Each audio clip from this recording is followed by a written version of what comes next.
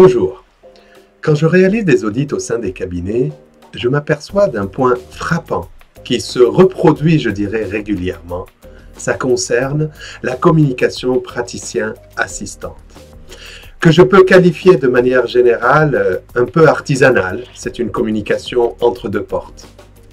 C'est pour ça aujourd'hui, on va parler de ce sujet-là et on va définir quels sont les moments où on peut avoir une communication professionnelle, bien cadrée, bien structurée entre le praticien et son assistante. Le premier moment, c'est le briefing le matin. Prévoyez tous les matins 5 minutes de réunion entre l'assistante et vous.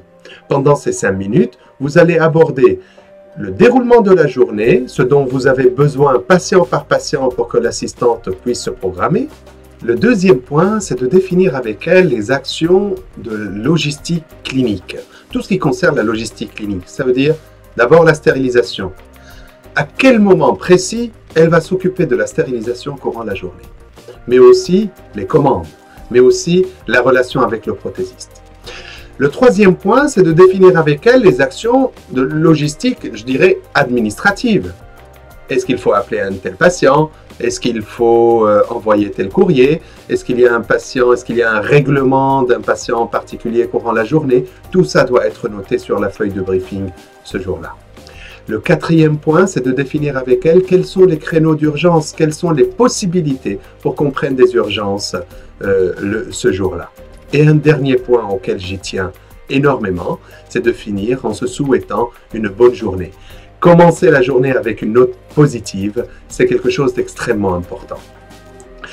Le deuxième moment où on peut avoir une communication avec notre assistant, je dirais cadrée et structurée, c'est à la réunion qui doit se dérouler une fois toutes les 2 semaines.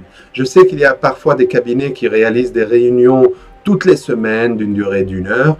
Je trouve ça trop long et voilà, j'aime pas les réunionites. Alors qu'une réunion, une heure toutes les 2 semaines me paraît suffisante pour aborder les questions d'ordre comme les vacances, les certains investissements nécessaires au cabinet, l'organisation de l'agenda. Alors, les points qu'on va aborder à cette réunion-là, ils doivent être notés sur un ordre du jour. Et cet ordre du jour, il est retiré d'un cahier que nous avons au quotidien dans un endroit accessible, que ce soit aux assistantes et aux praticiens, pour que à chaque fois où on pense à un point à aborder avec l'équipe, on va le noter sur ce cahier de correspondance-là. La condition, c'est que le jour de la réunion, nous abordons uniquement les points notés.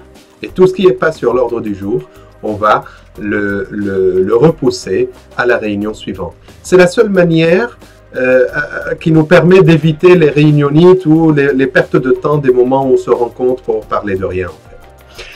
Le troisième moment que je recommande d'une communication professionnelle entre praticiens et assistantes, ce sont les entretiens d'évaluation. Les entretiens d'évaluation servent à revoir point par point les 40 ou 50 actions du quotidien de l'assistante dentaire pour les évaluer à 3 niveaux. Les actions satisfaisantes, les actions à améliorer et les actions insuffisantes. Cet entretien d'évaluation, je recommande qu'on le fasse 1 fois par semestre. Et à la fin de chaque entretien, on définit avec notre assistante les objectifs du semestre suivant et ainsi de suite. Quand nous accompagnons les cabinets dans le cadre de Stradent, nous nous occupons de la personnalisation de ces 3 typologies de réunions en tenant compte des spécificités de chacun de vos cabinets.